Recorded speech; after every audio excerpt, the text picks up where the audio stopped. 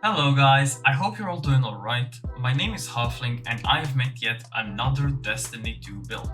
Now, this build is something I did not think would work considering all the Hunter nerfs. I simply didn't think Strand Hunter would even work until its buffs.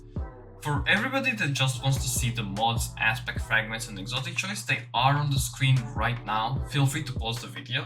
However, there won't be any dim link because I have no clue how to do it myself.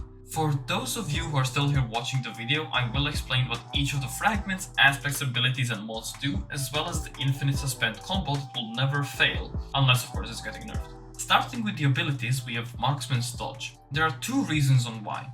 First off, the melee ability is currently useless, and I know it is getting a massive buff, but until next season this is the one to go on for Strand Hunter.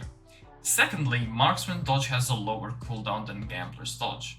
The grenade we will use is Shackle Grenade, as it allows us to suspend enemies. There are currently only two aspects we have available, but even next season these are the two we will be running.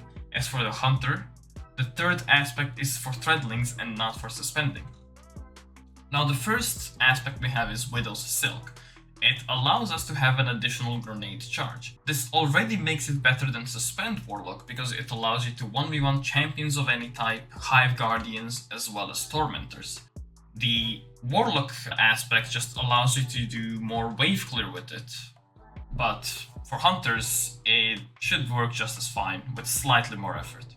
The second aspect is Ensnaring Slam. This allows us to suspend enemies using our class ability. Although it extends the cooldown of the class ability, I do not believe it wouldn't do the same thing with Gambler's Dodge due to the wording of the aspect. The fragments we'll be running are, to nobody's surprise, Thread of Generation, which allows us to gain additional grenade energy, Thread of Continuity, which makes the suspend last longer, Thread of Warding, which gives us the most broken thing in the game, which is Woven Mail upon orb pickup, and Thread of Mind, which allows us to gain class ability energy upon killing enemies who suspended. Now, Thread of Propagation is probably gonna replace Thread of Mind next season, as the melee will be much more useful and consistent. Not to mention, Thread of Mind has very little use since Hunter's ability has such a short cooldown. For the exotic choice, we'll be using the 6th Coyote. Now, I know that this is very strange to most of you, but also surprising in a good way to some of you. But before I explain it, let's ask ourselves a question. What can the 6th Coyote offer that the other exotics can't? There are not that many exotics that pair well with Strand.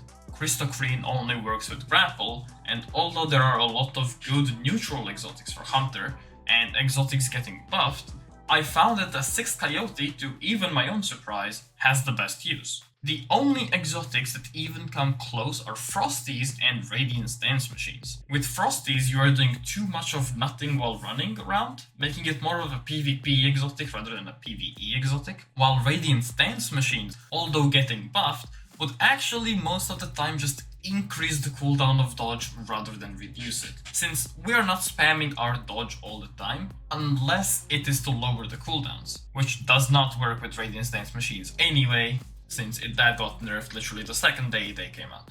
This makes the 6th Coyote simply the best. It allows us to infinitely suspend enemies thanks to the fact that the regeneration of the class ability starts slightly sooner, and that was all that was really necessary. Now, I do recommend having a Strand weapon. For any build you ever have, you should always try and have a weapon with the same energy type as the subclass, as they usually work really well together. For this build, I suggest an Overload Strand weapon, since you already stop unstoppables with your infinite suspend, and the barriers will never put up a barrier. The only really thing you need is an overload. Now, overload weapons this season are, for Strand at least, Immortal and Rufus's Fury. Now, please don't actually use the Immortal, it's just an example because it's a submachine gun. That is just a PvP weapon, not PvE. Now, has the Tormentor ever grabbed you and killed you? Have you ever been terrified of one? If you have the wrong loadout, a Tormentor can simply end your run. Wipe your entire team. Well, let me ask you another question. Have you ever wished you could torment the Tormentor? Well, today you can, thanks to this combo of infinite suspend. Simply start by throwing your grenade, then melee, then unload your entire magazine, and by the time you are finished, you throw another grenade and melee, you do the exact same thing with your auto rifle or some machine gun or whatever, and then you melee, you suspend with your class ability, aka Ensnaring Slam, you blow your load again, and you repeat this. This way, your abilities will always come off cooldown right on time. However, do not panic and throw your abilities without thinking, or the Tormentor will become the Tormented, aka you. Lastly, we can finish this off with a choice of mods. On my helmet, I'm using Dynamo, Strand Siphon, and Heavy Ammo Finder. Although Dynamo does not work with Ensnaring Slam yet, it will soon, as Bungie has confirmed it is a bug. The other helmet mods do not matter, I leave them for you to choose. On the arms, we have Grenade Kickstart for lower grenade cooldown, Bolstering Detonation for lower class ability cooldown whenever you suspend with your grenade, and Impact Induction, because it is like a participation trophy for our melee ability, let's be fair. Yay, I belong here! No you don't, know your place, scum. Anyway, back to more useful stuff. On our chestplate, the only thing that matters are the resistance mods. You can be greedy all you want, but when you're dead, you lose all of it. Simply choose the resistances based on the activity type. On our legs, we have Recuperation, because it is absolutely broken, Insulation and Invigoration, because we like less cooldowns upon our pickup. Unlike the chest mods, I wouldn't personally mind a stacks on stacks instead of one of these mods, but the cooldowns are already so short that it really doesn't matter. On our cloak, we have Utility Kickstart for even lower cooldown or dodge ability and double bomber mods. The reason we have double bomber mods is simply because we have no reason to use any other mods here. We could run the melee one, but for that we would just use another dodge ability instead, if we actually cared about it. Now, I would place double kickstart here and one bomber, but I ran out of energy as the most important thing is to have as high resilience as possible. Lastly, for the bugs of the build and fixes coming to it, Ensnaring Slam does not trigger any of the mods mentioned. This is a fix that is coming and confirmed bug by Bungie.